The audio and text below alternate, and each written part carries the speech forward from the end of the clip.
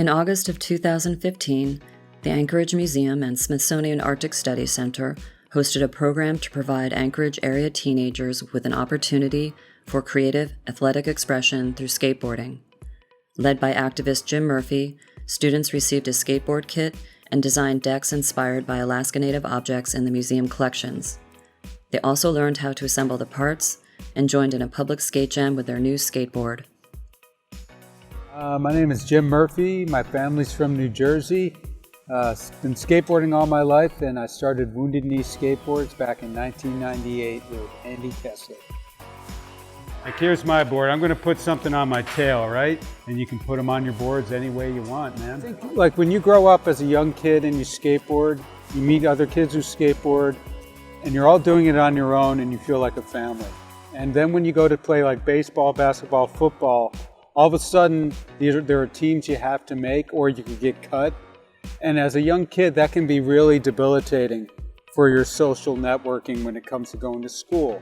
But what skateboarders have found is that we don't need to be in these organized sports. We can create something on our own.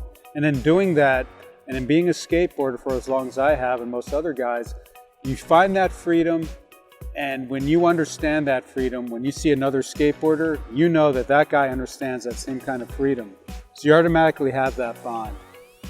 I'd probably, if you want to cut this border off, you can cut off the white, and then you take this and you lather all the glue on the board, and you smooth the paper on it, and then you put more glue over the paper.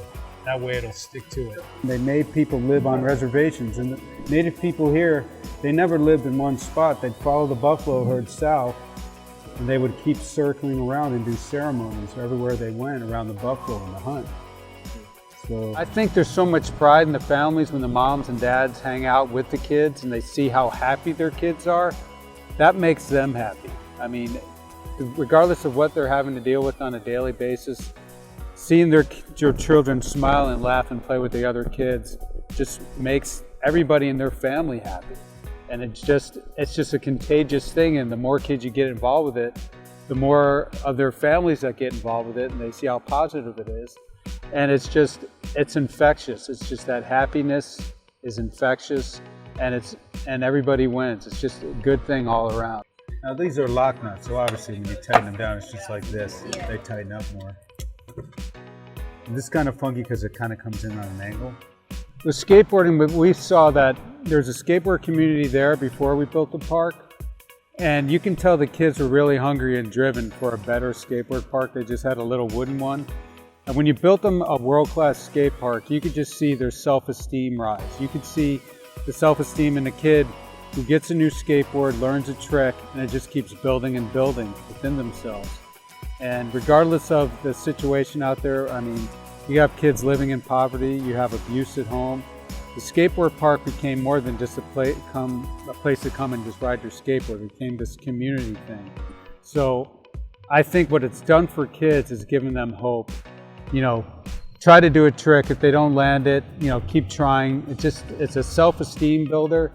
And we just see them as the future of that community. We see them as driven kids with a passion that can help drive that community in the future.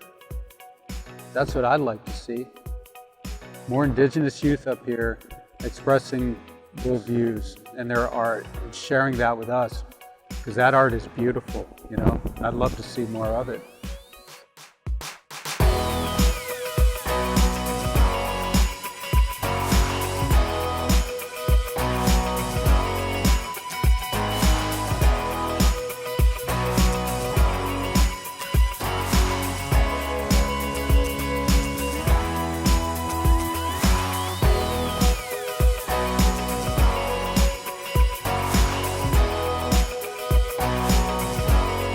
Get into it for the right reasons. Get into it, realize that it's going to be hard at first. There can be a lot of pain, but there's a community out there that will support you the whole way.